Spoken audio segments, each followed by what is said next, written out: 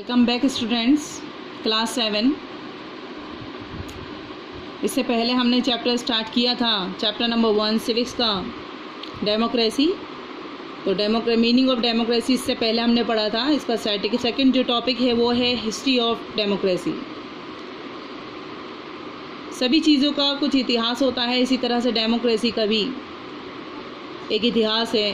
तो उसकी हिस्ट्री के बारे में मैं आपको पढ़ाने जा रही हूँ, जिसमें फर्स्ट पॉइंट है, in Athens the ancient city state of Greece all the male citizens formed a body called the assembly that took the important decision of the state, but slave women and people of other states living in Athens were not a part of the assembly and did not participated in the decision making।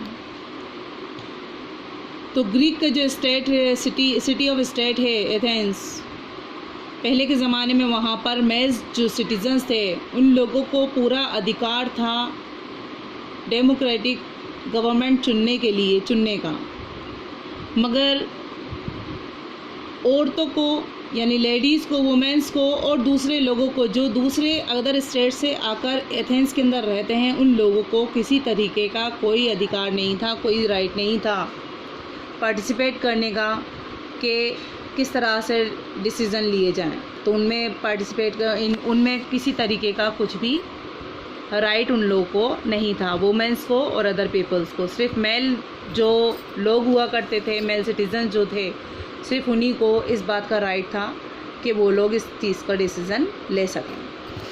Second point है, democracy developed further in the Roman Empire and played an important role an assembly of important citizens called the senate was formed and people elected consuls to run the government for a 1-year term। Democracy developed हुई और Roman empire जो उस वक्त मौजूद था तो उसमें उसने एक इम्पोर्टेंट रोल निभाया।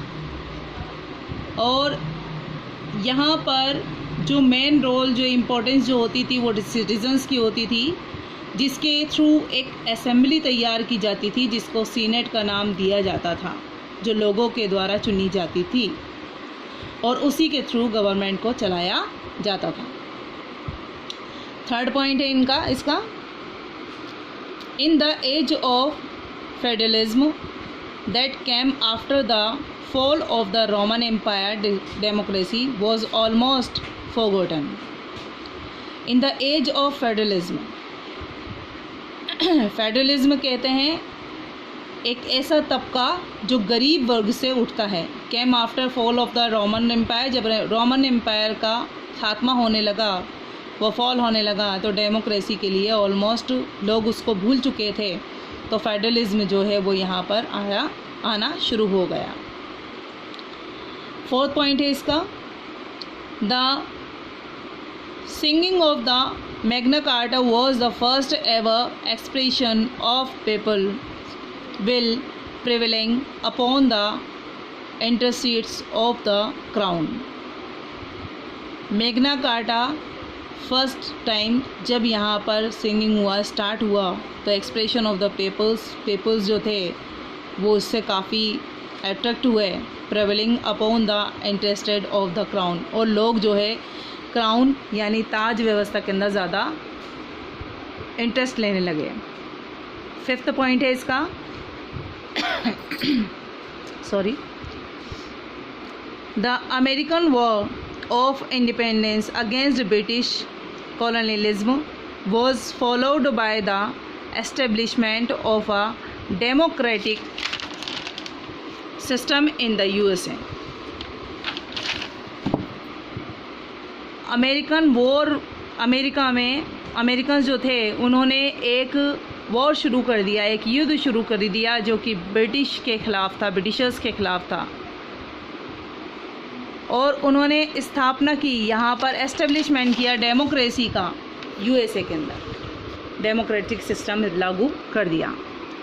6 पॉइंट है इसका, French Revolution. The French Revolution was based on the principles of equality, liberty, and fraternity that still serve as the fundamental ideals of democracy.